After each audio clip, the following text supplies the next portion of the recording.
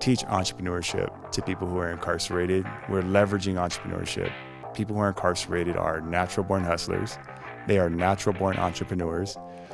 They understand business. They just don't speak the official language of business. It's cool to see just how much thought that you've put into it, and it shows how you've changed. When people have hope, then they believe they have something better to live for. They can make a positive impact in the world, that they can come out to our communities and be the fathers, mothers, brothers, sisters their families need them to be. And getting to see them succeed is like, that's what I live for. I've kind of had a similar reflection where I look at the mistakes and the things that I maybe regret doing, and I actually feel grateful. Yeah. Even though I'm not like proud of the things that I've done wrong and the people that I may have hurt, I'm grateful for those experiences because they helped me become a better person, and they've shaped me and helped me. Well, hello and welcome everyone. My name is Jacob Lee. This is the Founder Scoop, and today I have with me one of the first mentors from iHub that we're going to interview. Super, super exciting because John has been someone who's really inspired me to really look deeper into people. He has had an incredible story. He's had so many experiences, and he's shown me that no matter what happens in life, you can always change and you can always improve, and we should always give people a second chance. So welcome everybody. This is the Founder Scoop, and this is John. Thank you, Jacob. Thank you for having me, and thank you for that amazing introduction. I like that, always giving people a second chance. I like that. Thanks. Well, your story, for one, has been incredible. Would you mind just telling us a little bit about you and where you came from? Yeah. So I was born in San Antonio, Texas, a long time ago. But when I was a kid, we moved to New Mexico, my mother and my stepfather. I never knew who my real father was. We moved to New Mexico, and my mom was a waitress at Denny's. And this is kind of like where the most striking moments in my life was, her kissing me to bed. And then I woke up the next morning on my way to school, and I found my mom's car parked on the side of the road, and went over, looked in, it was her murder scene. I was 11, and because I never knew who my father was, I went to live with my aunt, and that's where I was introduced to entrepreneurship as well, just not legally. My aunt was a drug dealer. Oh man. She was a very successful drug dealer. So from her, I learned how to hustle, right? I learned how to sell drugs. I learned business. But my aunt also, when I was 17, I was with her one night when we get pulled over and she has drugs in the car. And I can remember the cop pulling up, walking up, and my aunt telling me, "John, if the cops find the drugs, tell them they're yours." And I'd already lost my mom, so I didn't want to lose my aunt. So I lied and I said the drugs were mine, and she watched as I was handcuffed and placed in the back of a cop car at 17. Oh my gosh. So that was my first time being arrested. Shortly after that, I did about 2 weeks in jail. I was 17, slap on the wrist, first offense, not a big deal. But after that, I knew what I wanted to do. I was all in on a criminal lifestyle. And I would guess like most entrepreneurs, if you're going to do something, you go all the way. So I can laugh about it now, but yeah, I was all in. This is what I'm going to do, and I'm going to go all out. Before the end of that year, I'd been convicted of 4 armed robberies and a total of seven felonies, gun charges, resisting arrest, evading arrest, and I was sentenced to maximum security prison in California at 17. Oh my gosh. Now, what was that experience like when you're so young and go through all that? Well, I think looking back now, I didn't feel much of anything. I think when we're kids, or when we're that young, we're, number one, invincible. I'm never gonna die. That's not even a reality. And nothing can touch me. And I think also a part of that for me was I had consistently, when I got arrested for the drugs, I was released 2 weeks later. So I had this reinforced belief that I would continue to get away.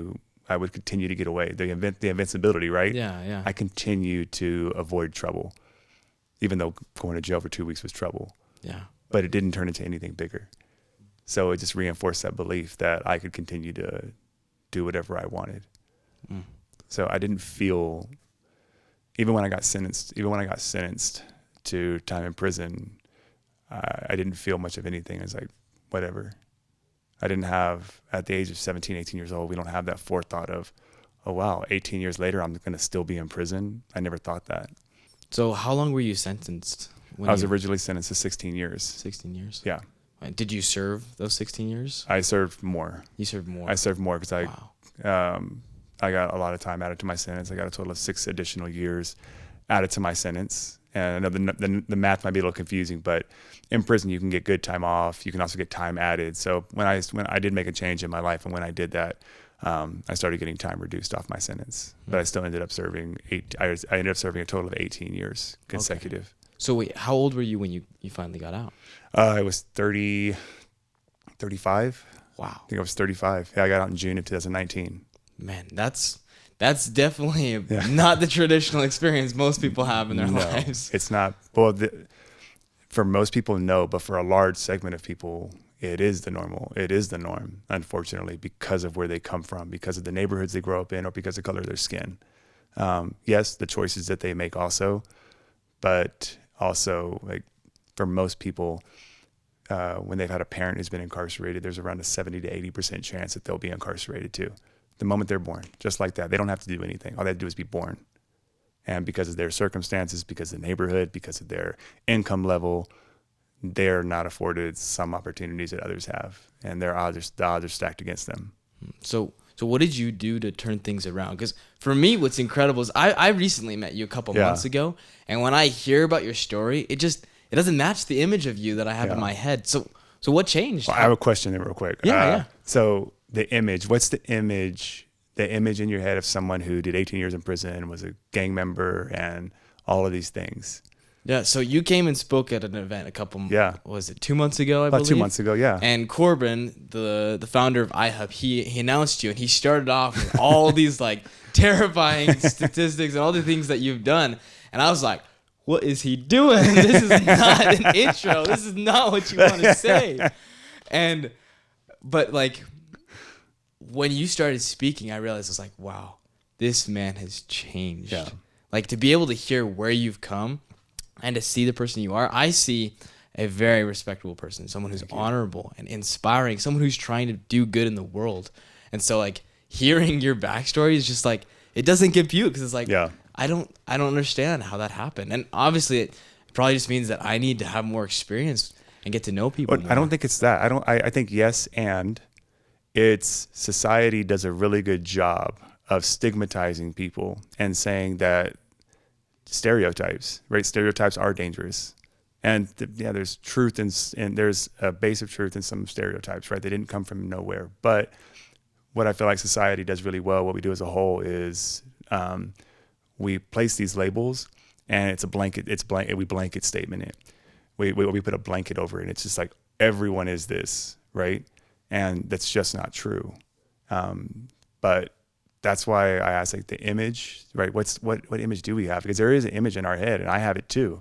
But I also know a lot of my homeboys. I know a lot of people who are formerly incarcerated, so I know that's not true. Is it true for some of them? Yes. Are they knuckleheads? Oh yeah.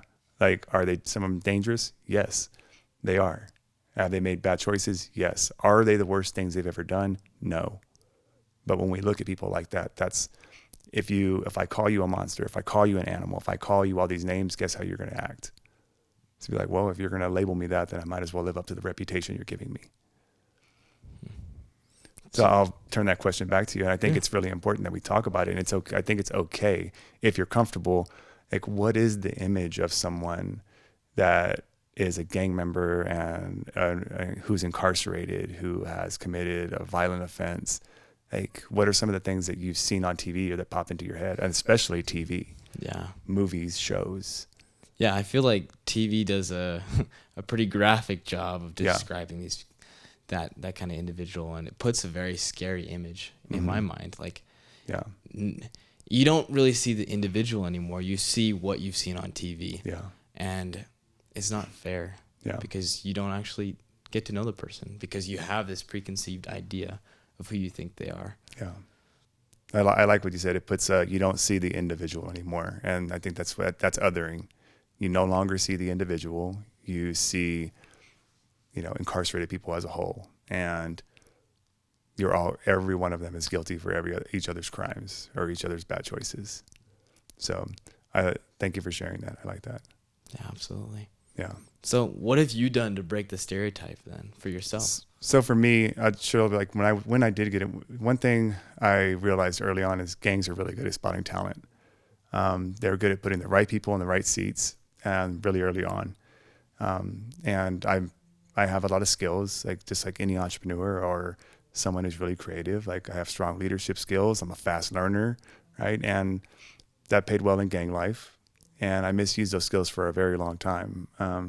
But something that helped me to change my life was I was in my 4th year in solitary confinement and realized like I'm going to die here in prison if I don't make a change in my life. And then at that same time, an entrepreneurship program came to the prison that I was at, called Defy Ventures. And the whole like one of the whole premises is that people in prison are one of the most overlooked talent pools in the country. And we consistently lock away some of America's top talent, literally.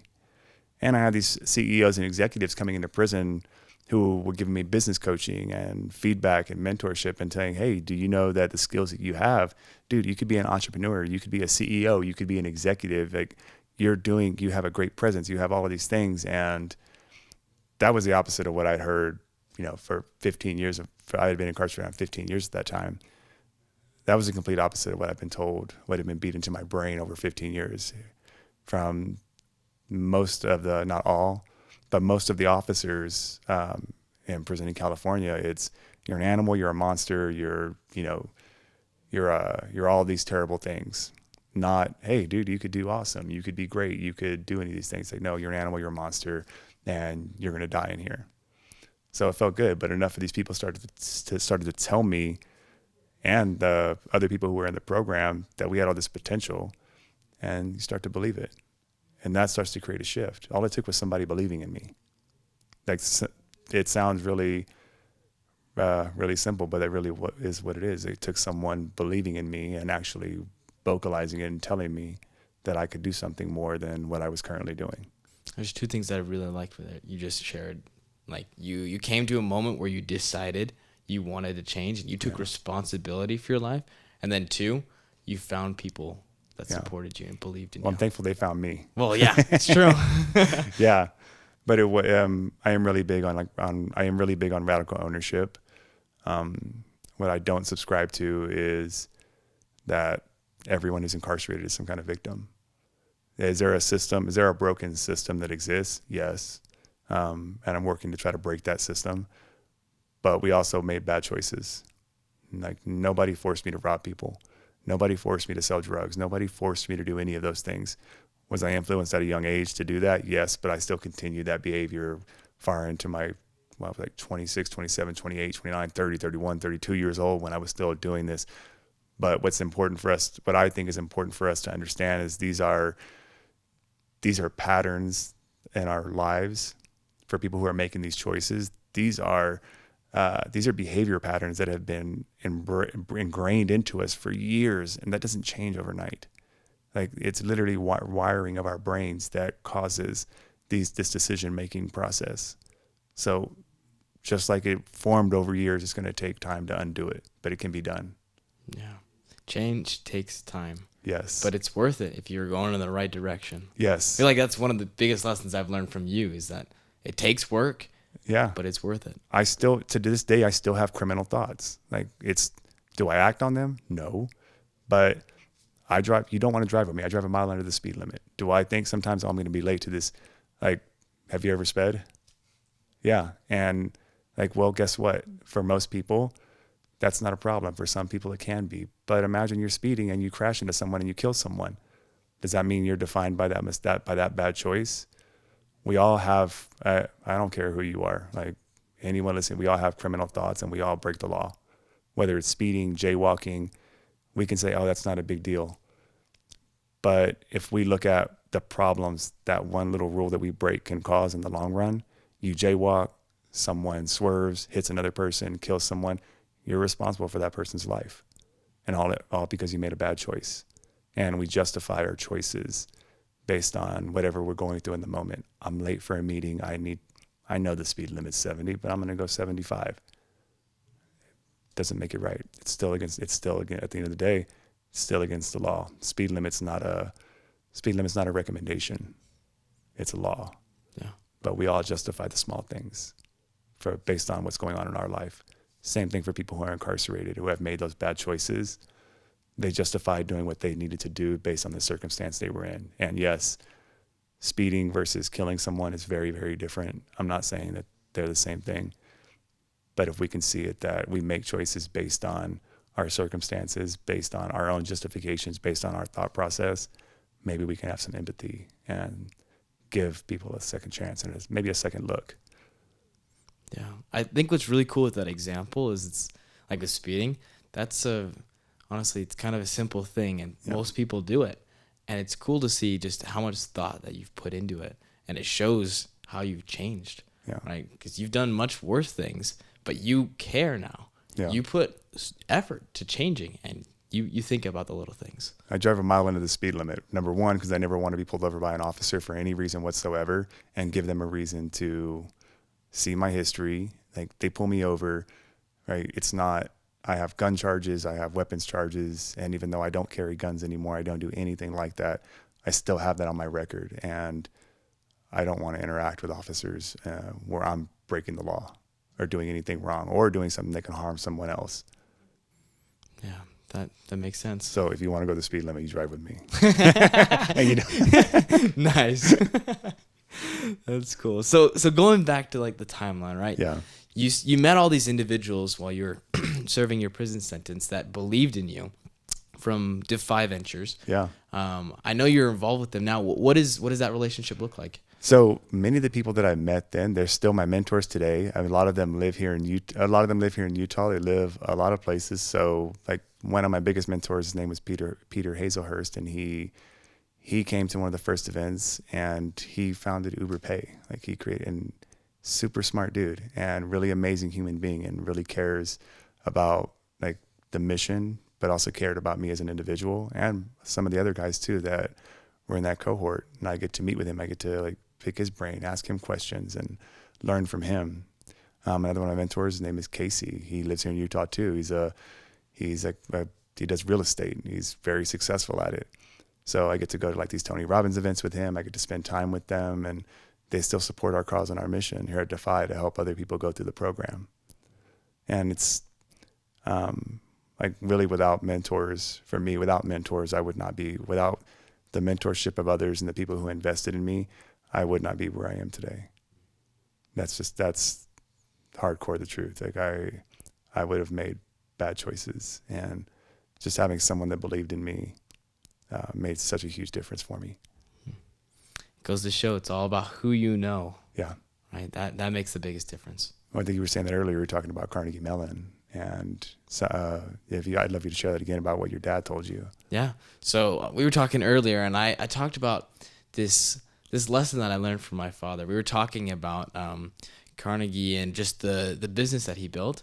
And my dad, he said like Carnegie wasn't the smartest man. He wasn't the most skilled, but he knew how to connect with individuals. Yeah. And because he had that ability and that skill to connect with people, he was able to have such a big impact and be able to do big things.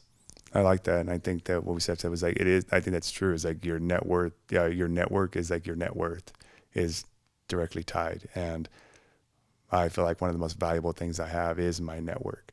I care deeply about the people who I know who are in my network. I feel like they care deeply about me and the work that I get to do. And I met just about every single person in my network through the work that I get to do. I either met them in prison, I've brought them to prison to our business coaching events, or some way, shape, or form have connected with them through the work that I get to do.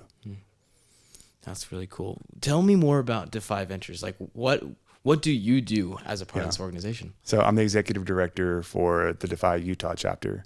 So we just launched here and our actual launch date is October 16th of 2024. So we're going to be going into the prison, handing out our workbooks. And what we do is, this is the program that I graduated from in 2017. And what we get to do is we teach entrepreneurship to people who are incarcerated. We're leveraging entrepreneurship people who are incarcerated are natural born hustlers. They are natural born entrepreneurs.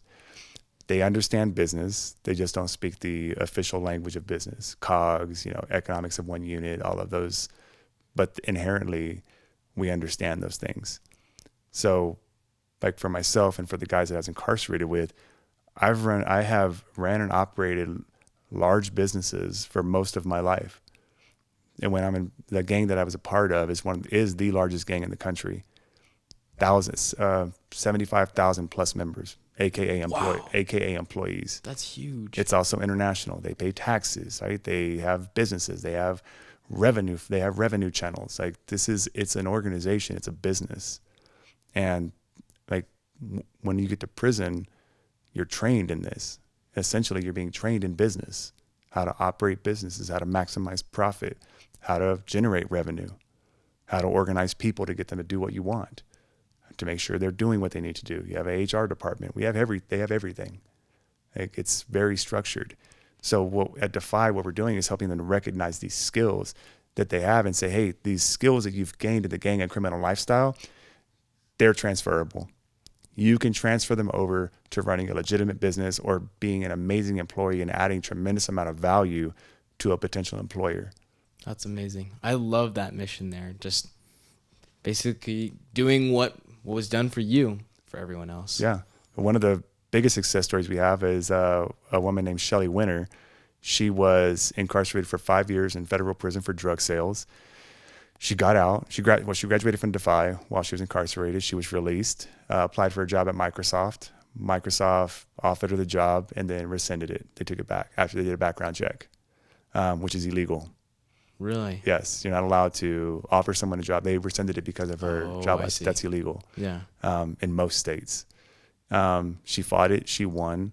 And she became the number one salesperson for Microsoft in the world. Wow. 2 years in a row. And because of her, Microsoft changed their hiring policy. They want. Why would you not want to hire people with drug sales? They know how to sell. That's a good point. They have great sales skills. Yeah. They're not scared of failure or rejection. So she's awesome. Another one is like Cas Marte. He founded a company called ConBody. He has over 75,000 employees, and like he runs these prison style workouts that he does online and in person in New York City. It's like they're just using the skills they learned while they were in prison or prior to coming to prison and turning that into business or sales. That's amazing. I imagine you have hundreds, even thousands of case studies like that. So as you've made this your career, how does that make you feel as an individual? Well, I love what I get to do. I love that I'm using my story, my skills, everything that I've learned to grow and scale Defy. Like I also used what I learned at Defy to start my first organization that I was one of the founding writing team members, and we developed curriculum. Then we scaled that organization from one prison to over 780 jails and prisons in 47 states. I love it because I get to see what the people who are incarcerated when they take these programs. I know that I'm getting to reach them in a way that nobody else does. We get to unlock their skills. We get to give them hope. Like, we believe that hope is a cure for violence, and that I believe that's very true. When people have hope, then they believe they have something better to live for. They can make a positive impact in the world, that they can come out to our communities and be the fathers, mothers, brothers, sisters their families need them to be. And getting to see them succeed is like, that's what I live for. And I always use the word intentionally. I get to do this work because I get to do it. I don't have to do it. I really get to do this. I know this is why God put me on this earth, to help people who are incarcerated and to help our communities bring these people back home and be who we need them to be and who they want to be. I think it's really powerful when you can figure out what your purpose is for being on the earth, because then everything changes. Yeah, man, that's amazing. Thank you for doing that. Now, what has been some of like the greatest lessons you've learned as you've been going throughout your whole journey? Well, first, mentorship. Mentorship is really important. Finding a mentor, having someone that you can talk to, confide in, be honest with, be very honest with, like no bull crap, and someone who can call your bull crap too. I know that's really important. The second part another lesson that I did learn was that like I can choose to like feel sorry for myself. I can choose to tell myself whatever story I want around my past. We all have a past. We all have done things that we're not proud of. We all have done things that can create shame or whatever you want to call it. I can choose to live in that story, or I can choose to make it my superpower. And I choose to make it my superpower. I choose to make it my 18 years in prison. I could have seen it as a waste of 18 years. Like, oh crap, I lost 18 years of my life. I didn't lose 18 years of my life. I wouldn't be who I am today. I wouldn't be where I am today if that hadn't happened. I'm not proud of the things that I did that resulted in my prison time. I do choose to live amends for the harm I caused, but it's not my weakness. Like my criminal history, my time in prison is not my weakness. You cannot use it against me. I actively and openly share it because I want people who are other formerly incarcerated to see their power. And I want you also, or anyone else who's listening, to know that your bad mistake, your bad choices, or the things that you might feel ashamed of, like it's actually, it can be your weakness if you want it to be, but it could also be your superpower if you choose to learn something from it and you choose to serve others, you choose to use it to serve others. But that takes a lot of courage. Most definitely. Yeah. You know, looking back on my life, I've kind of had a similar reflection where I look at the mistakes and the things that I maybe regret doing, and I actually feel grateful. Yeah. Even though I'm not like proud of the things that I've done wrong and the people that I may have hurt, I'm grateful for those experiences because they helped me become a better person, and they've shaped me and helped me be the kind of person that I want to be. Yeah. So thank you for sharing your lessons, because another lesson that my dad has taught me is that wise men learn from their mistakes, but very wise men learn from the mistakes of others. Yes. And so in order to be able to learn from the mistakes of others, have to share those mistakes. Yeah. If we bury them down and we don't share them with others, then like no one else gets to learn. It's selfish. I think it's selfish. I'm not saying you need to go like post on social media like a list of all your bad choices. There is a way to craft the story and being honest and truthful about it, but there's a way to craft and tell a story. And when you can tell that story so that it serves others, like I think that's a great service that we can do for anyone, because someone right now is going through something that you might have went through, and they're looking for a roadmap. They're looking for a way out, but you won't share it. So just think about that next time you don't want to share something. Someone's looking for a roadmap out of that darkness, and you don't want to share your map. Yeah. What has been your experience like as a mentor now at iHub? Oh, I freaking love it. So I guess you all know when I show up here, there's probably going to be food sitting on the counter somewhere. So I just imagine, I know how I am sometimes because I don't eat. I'll just get to work, and next thing I know, it's 1, 2 o'clock and I haven't eaten anything.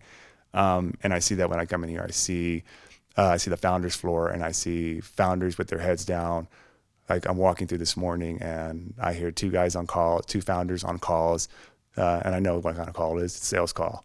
You can let me know if anything changes. I'd love to follow up with, Yeah. So I love that scrappiness, the hustle. It's a great reminder for me, from what I see you and I see all these founders here. You're not letting anything stop you, right? You're finding a way. It's a must. I have to do it. It's not an option. And I think sometimes my experience is sometimes we can forget that. Like when we get away from that scrappiness, we can get lost in our heads. And so I love being here. I love being able to mentor so many of you all here. And while I don't run a massive business, I feel very grateful that I get to come here and use the skills that I do have and help. And the founders here are always so open to feedback. They're always so open to learning. Right, you could see the hunger and the hunger for more knowledge and the desire to do on this floor. So it has been amazing. You have an amazing community here of people who want to not only be entrepreneurs, but be entrepreneurs to create a difference for others. I feel like that is the biggest perk for me personally, as I've been an entrepreneur here, is just being a part of this community where everyone is so willing to learn, and they're always hustling and trying to work hard. It's it's really encouraging. Yeah. Because as an entrepreneur, you can feel like really lonely. Yeah. It's hard because you're doing things you don't know how to do. You're figuring things out. So to have a community makes all the difference. Well, it goes back to what you said earlier. Think about what your dad taught you about Carnegie Mellon and having that network, right? You have a network here. You have people you have so many other mentors here who have been through so many different things, have failed far more times than you have, than any of us have, and have come out the other side and survived. They're still here, right? Because a lot of times we think, oh, if this doesn't happen, if I don't get that customer, I'm going to die. No, you're not, but it feels like it. So it's good to like see someone who has failed and didn't die from it. Yeah, I love that. Now, I want you to imagine, fast forward to the future a little bit. Where do you see yourself as an individual and in your business endeavors? As an individual, I've always had this dream of being a ski bum, but I won't do that. 'Cause, hey, Utah's a good place for that. I know I live 30 minutes from Snowbird, so it's attainable. It's realistic. Yeah. But I would get bored really quickly. I'm very purpose driven, and like I can make skiing my purpose, but maybe not. As an individual, something that I strive for is to continue to do more, like gain more skills that maybe people would think that I would think that I can't do. Like I didn't think that I could. If you would have asked me like 5 years ago, would you be doing any of this? I would have thought no. Like, would you be fundraising? Would you be, leading a team, leading an organization in Utah? Like, no, I wouldn't be doing that. So like these are skills that I've gained, and realizing that I have these skills, so continuing to grow my skills. I do have a vision to. While I love my work, I love what I get to do at Defy. I do hope that maybe in 7 to 10 years, I have been able to get Defy with our team, help to get Defy to a place where it doesn't need me either, and I can go. I want to start I do have a vision to start something that can serve other nonprofits, because I can serve a certain amount of people by serving Defy. But if I create an organization that can empower other nonprofits to be better at fundraising, better at marketing, better just about everything, because nonprofits were sometimes not good at a lot of things, even though our missions are great. That's something that I have a vision to do. I believe I can reach more people, I can reach more organizations by empowering other organizations to be better at what they do. Man, I cannot wait for that day and to be able to see your growth and to be a part of your journey. Now, are there any last lessons that you'd like to share, or any last thoughts for our audience? Yeah, I think it's what I see out here every day is don't get caught with the tyranny of how. Figure out what is it that you want to do, take action and do it. You'll figure it out. If your why, like Simon Sinek, like your why, if your why is strong enough, we'll figure out a way. Like I didn't know how to fundraise. I didn't know how to do any of these things. I couldn't read a profit and loss statement. I couldn't read balance sheets. I can do those things now because my why is strong enough. I know why I'm doing this, and I will figure out a way. I see that from the founders out here. You guys don't, like I think you said, like you'd never run a podcast, you'd never done any of this stuff, but you knew you wanted to be here, right? You knew what you wanted to do, and you figured out a way, and you have an entire studio here that has an amazing professional setup. You are amazingly professional at what you do because your why was strong enough. You didn't get caught up with, how am I going to do it? It's just, I'm going to do it. So don't get caught with the tyranny of how. Thank you. Yeah. That means a lot. I appreciate that. Yeah. Well, John, where can people go to learn more about you and to connect with you? DefyVentures.org. So you can go to DefyVentures.org. You can find me on LinkedIn and connect with me. I love connecting with people. And if you ever want to go to prison to be a business coach, connect with me on LinkedIn or drop us a message on DefyVentures.org. Defy Ventures. It's DEFY. Yeah. Awesome. Well, John, thank you so much.